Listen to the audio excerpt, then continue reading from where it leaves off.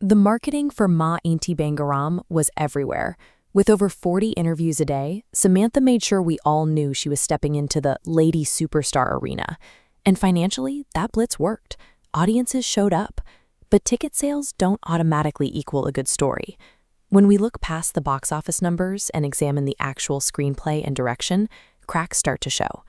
The film is packed with moments designed to elevate the heroine to mass appeal heights. Yet, when you sit in the theater during these supposedly triumphant scenes, there's a distinct lack of genuine emotion. Take the climax, for example. The husband takes a massive, supportive stand to defend his wife. On paper, that should give you goosebumps. On screen, it feels strangely hollow. Relying purely on a star's brand to carry a movie without putting in the screenwriting work to build those relationships is a heavy trade-off. It sacrifices long-term resonance for opening weekend hype. Based on the trailers and interviews, we went in expecting a high-octane, transformative mass entertainer. We were primed for a Basha-level narrative shift. Look at these vintage cinema billboards. Historically, the Indian movie industry has relied entirely on the hero dictating production terms. The lead actor overshadowed the story, the technicians, and the heroines. To give Samantha that same commanding presence, the script gives Swarna a deeply traumatic backstory. We are told she survived an abusive orphanage and navigated the dangerous, masked world of Naxalites. However, the film never actually shows us how she survived. We get vague references to her past, but the director pulls back from exploring the grit and moral ambiguity of her time in that radical world. If the industry wants to successfully shift toward heroine-centric cinema, scripts have to work twice as hard. You can't just copy male-centric tropes. You have to build a character with a history that feels lived in and real. The screenplay takes a massive leap from her hardened, dangerous past directly into a cozy domestic setting. This timeline shows the narrative breakdown. Left, Naxalite days. Right, the climax. In the middle, a massive gap of 3 skipped years of marriage.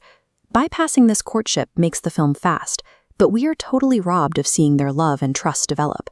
Consequently, when Swarna spends a 1-week visit trying desperately to become the perfect Inti Mahalakshmi for her in-laws, the desire feels completely unearned. We don't know why she cares so much. Leaving those 3 years blank treats the role of a housewife as a default state, rather than a deliberate choice made by a woman who chose peace over her radical past. You cannot jump from a hardened survivor to a domestic savior without showing the audience the human transition in between. That missing time is where her identity was forged. Now, let's look past the protagonist's timeline and examine the people surrounding her. The secondary characters are written passively. Even the main villain, played by Gulshan Devaya, is relegated to scene fill-in rather than an active, driving threat. Because the supporting cast is given so little to do, Samantha is left completely isolated on screen, forced to carry the entirety of the film's emotional and narrative weight alone. When a lead actor has no strong opposition or equal partner to push against, the intended heroic elevation falls completely flat. Compare this to established mass cinema. In an Allu Arjun film, the entire cast is forced to be up to the mark, anchoring his energy. Similarly, Prabhas commands the screen, but his iconic roles always rely on massive opposing forces or strong allies to give his actions real stakes. True cinematic elevation requires a push-and-pull dynamic. A lady superstar cannot truly shine if her husband and her villains are written as passive afterthoughts. This structural weakness peaks during the climax. The husband suddenly steps up, acts like a hero, and defends Swarna against her past. On the page, that reads as a powerful, applause-worthy moment designed to close out a superstar's film on a high note. But in the theater, the audience feels nothing. The emotional return on investment is zero, because their foundational bonding was never established. Expecting an emotional payoff without showing the struggle is like building a grand structure quickly without a foundation. The moment you add weight, it collapses. Emotional resonance in modern cinema is transactional. You cannot withdraw tears or cheers in the climax if you haven't deposited character development earlier. If character arcs are broken and the climax is hollow, why did the movie succeed financially? The film was saved by a specific demographic, time-poor audiences desperately seeking a clean family drama. There is a massive vacuum in the current Telugu market.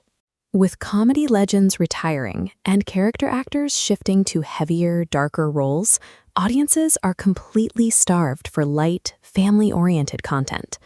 Casual viewers were happy just to get that family drama fix, whereas cinema purists simply could not ignore the missing logic and the skipped character arcs. Maa Inti Bangaram is a product of excellent market timing and audience starvation, not a masterclass in screenwriting. On this quadrant chart, character depth is the horizontal axis, box office is vertical. The movie sits in the top left quadrant, high box office, low depth. Living here is dangerous for long-term legacy. Eventually, audiences will demand better writing. Think about global cinema. Even Thanos, a massive, mass-oriented villain, required dedicated screen time to build his backstory, his logic, and his motivations. If you want to build a lasting lady superstar franchise, the script itself has to be treated as the ultimate star. You simply have to earn the elevation. Without deep, logical characterization, those mass elevation scenes are just empty marketing posters. They look great, but they don't hold up under pressure. Now think about your own experience in the theater. Did you actually feel the emotional weight of that climax? Or did you just settle for a mediocre family drama because there was nothing else playing? Let me know down in the comments.